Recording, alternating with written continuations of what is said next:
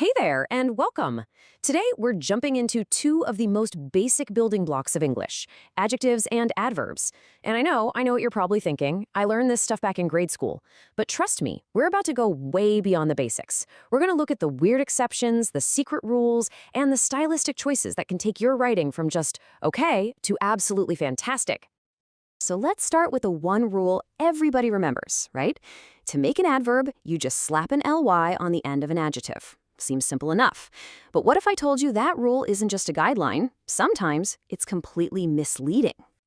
Take a look at these two sentences. On the left, he runs fast. Okay, fast is describing how he runs, so it's acting like an adverb. But hey, where's the ly? Then on the right, frankly, I disagree. Here, frankly isn't just modifying the verb, it's setting the tone for the entire sentence. It's telling you the speaker's whole attitude. So yeah, that simple ly rule, it barely scratches the surface. So let's officially move beyond that ly rule. It's time we build a much stronger, more accurate idea of how these words actually work in the wild. First, let's just hit reset and lock in the real definitions. An adjective, its job is pretty straightforward. It modifies a noun. Like a blue car. Simple. But an adverb? An adverb is a total powerhouse. It can modify a verb, like he runs quickly. It can modify an adjective, a very blue car. It can even modify another adverb, he runs very quickly. And, as we just saw, it can modify a whole sentence. It does it all. And you know those rule breakers we just looked at?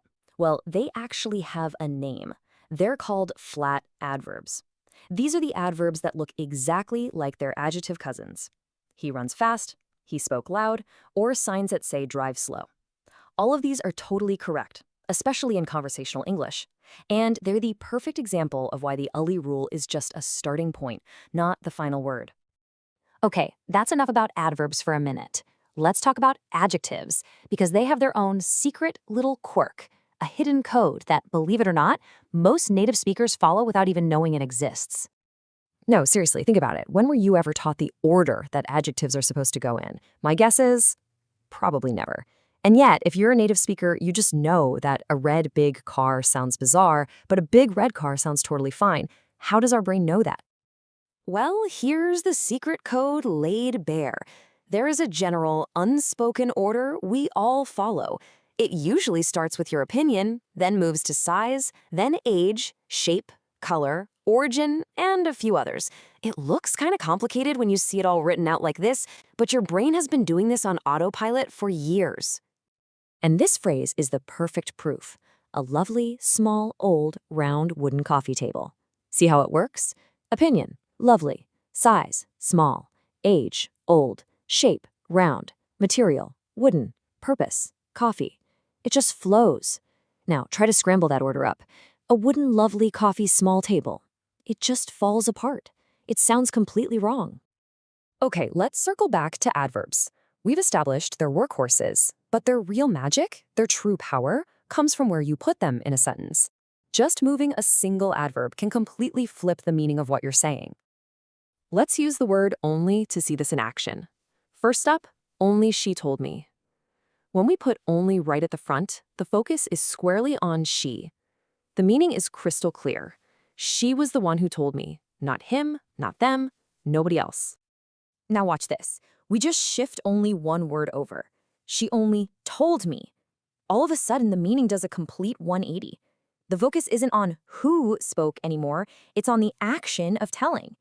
She told me. She didn't show me a photo. She didn't write it in an email. The telling itself was the exclusive action. And for the final switcheroo, she told only me. Now the focus lands right at the end of the sentence on me. I was the only person who got this information. She didn't tell anybody else.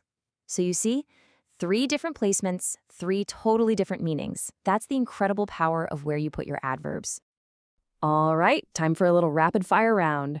We're going to look at some of the trickiest, most confusing adjective-adverb pairs out there, the ones that manage to trip up even the best writers from time to time. First up, the all-time classic, good versus well. It's simple. Good is your adjective. It describes a noun. She is a good singer. Well is your adverb. It describes the verb. She sings well.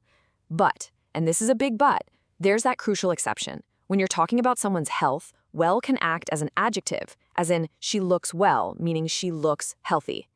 Now, this is where things get really wild. Adding "lyly" to the word hard doesn't just change it, it basically turns it into its own evil twin. He studies hard means he's diligent, he puts in the effort, but he hardly studies? That means he almost never studies. They're practically opposites.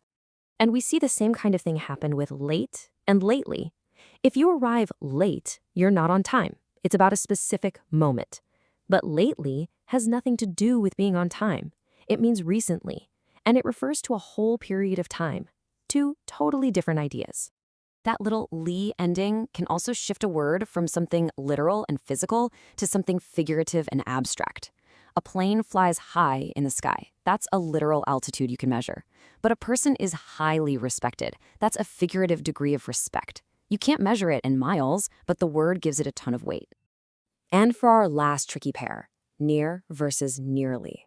Living near something is all about physical distance, but to nearly do something means you almost did it, but not quite. The meaning completely shifts from physical space to the idea of almost. It's amazing that little ly is doing some serious work in all these examples. Okay, so we've nailed the rules and we've covered the exceptions. Now for the fun part. Let's talk about how you can use all this knowledge to add some real style, some real punch to your writing. One of the coolest moves you can pull is a technique called adverb fronting. It sounds technical, but it's simple. You just take an adverb that would normally be in the middle of a sentence and you move it right up to the very beginning. You're not doing it because you have to, you're doing it on purpose to create a more dramatic, more emphatic tone.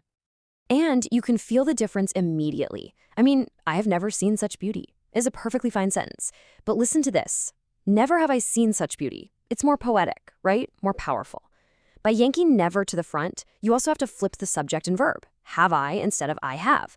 And that little inversion gives the whole sentence a much more sophisticated and impactful feel.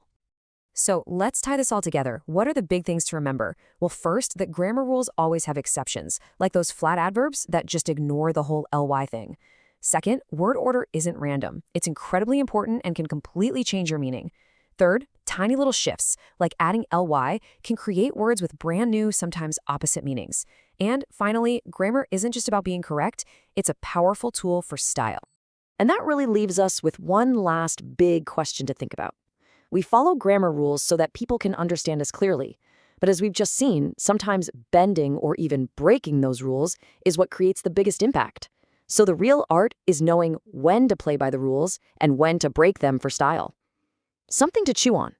Thanks so much for joining me.